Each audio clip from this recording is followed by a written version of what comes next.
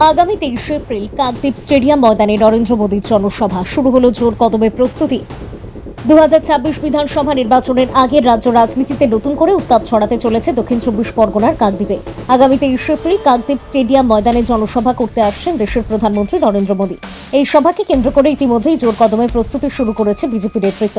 দলীয় সূত্রে জানা গিয়েছে, কাকদ্বীপ বিধানসভা কেন্দ্রের প্রার্থী দীপঙ্কর জানা, পাথর প্রতিমার প্রার্থী অসিত হালদার এবং সাগর কেন্দ্রের প্রার্থী সুমন্ত মণ্ডলের সমর্থনে বিশাল জনসভা অনুষ্ঠিত হবে। সভাস্থলে মঞ্চ নির্মাণ, নিরাপত্তা ব্যবস্থা এবং সাধারণ মানুষের বসার ব্যবস্থা সবকিছুই দ্রুত গতিতে এগোচ্ছে। বিজেপির দাবি, এই সভায় লক্ষাধিক মানুষের সমাগম ঘটবে, যা নির্বাচনের আগে তাদের শক্তি প্রদর্শনের অন্যতম বড় মঞ্চ হতে চলেছে। অন্যদিকে এই সভা নিয়ে কটাক্ষ করতে ছাড়েনি শাসক দল তৃণমূল কংগ্রেস। তৃণমূলের পক্ষ থেকে বলা হয়েছে, নির্বাচনের আগে বারবার প্রধানমন্ত্রী থেকে শুরু করে স্বরাষ্ট্রমন্ত্রীদের বাংলায় আসা নতুন কিছু না।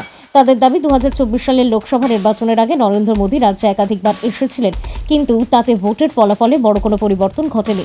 কাকদ্বীপের তৃণমূল প্রার্থী মন্টুরাম পাখিরা এ প্রসঙ্গে বলেন, কে আসছেন, কতবার আসছেন, এগুলো নিয়ে আমাদের কোনো মাথা ব্যথা নেই। আমরা মানুষের পাশে ছিলাম, আছি, থাকবো। বাংলার মানুষের উন্নয়নের পক্ষে ভোট দেবে। আর তার দাবি, গত নির্বাচনের তুলনায় এবার আরও বেশি ভোটে জয়লাভ করবে তৃণমূল। রাজনৈতিক বিশ্লেষকদের মতে দক্ষিণ চব্বিশ পরগনা জেলা বরাবর একটি গুরুত্বপূর্ণ রাজনৈতিক ক্ষেত্র।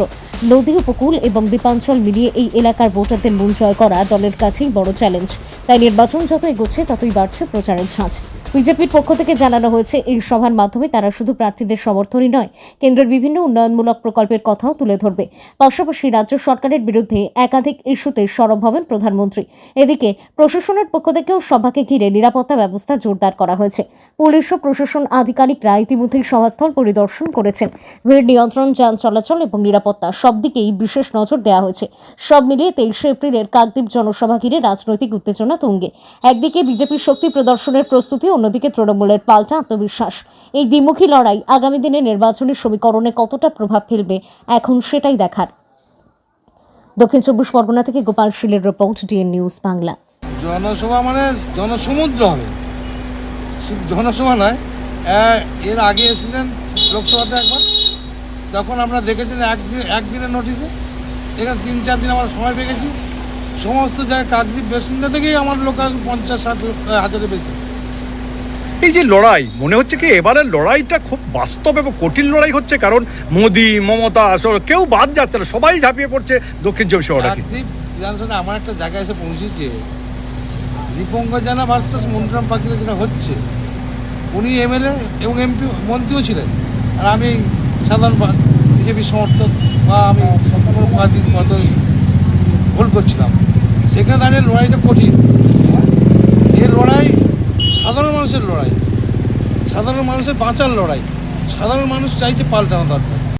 আমাদের কাকদ্বীপবাসী মনে করেন নরেন্দ্র মোদী তিনি এই মাত্র এই লোকসভা 2024-এর শেষের দিকে এসেছিলেন, যেই স্টেডিয়াম মাঠে তিনি আবার সেখানেই আসছেন। হ্যাঁ, তো কাকদ্বীপবাসী জানেন 24 সালে আসার পর তিনি যা কথা বলেছেন তার একটা কথাও তার মূল্য নেই। আর এবারে আসছেন, কাকদ্বীপের মানুষ কোনো উত্তাপ নেই। তার কারণ কাকদ্বীপের মানুষের বৈধ হাজার হাজার ভোট। নির্বাচন কমিশনকে সামনে রেখে পেছন দরজা দিয়ে রাজ্যের সাথে সাথে কাকদ্বীপে তারা আসার চেষ্টা করছেন, এটা দিবা স্বপ্ন দেখছেন। তবে একটা কথাই বলে দিই, নরেন্দ্র মোদী আসুন, এখানে ওদের কোনো জেলা মানে কেন্দ্রীয় স্তরের কোনো নেতা আসতে ওদের বাদ নেই। নরেন্দ্র মোদী মাননীয় প্রধানমন্ত্রী, তিনি এসেছেন 24 সালে। মাননীয় অর্থমন্ত্রী নির্মলা সীতারামন, তিনি এসেছেন 24 সালে। আবার 21 সালে দেশের স্বরাষ্ট্রমন্ত্রী মাননীয় অমিত শাহজি, তিনি এসেছেন। কাকদ্বীপে তিনি র্যালি করেছেন, গরিব মানুষের বাড়ি খেয়েছেন। যে গরিব মানুষের বাড়ি তিনি খেয়ে গেলেন, পরের দিন সেই গরিব মানুষ পরিবার সপরিবারে আমার মিছিলে অংশগ্রহণ করেছে। ফলে আমি আপনাদের বলে দিচ্ছি,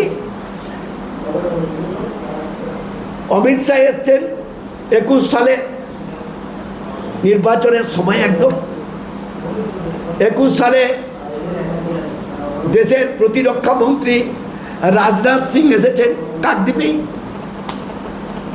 তাতে কি আছে?